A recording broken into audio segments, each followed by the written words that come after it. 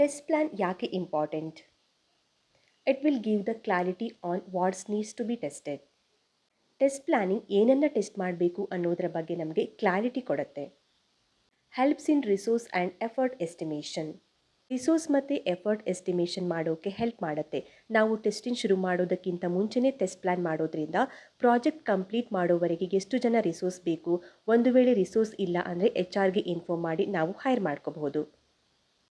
Acts as a reference document. ಇದೊಂದು reference document ಹಾಗೆ act ಮಾಡುತ್ತೆ.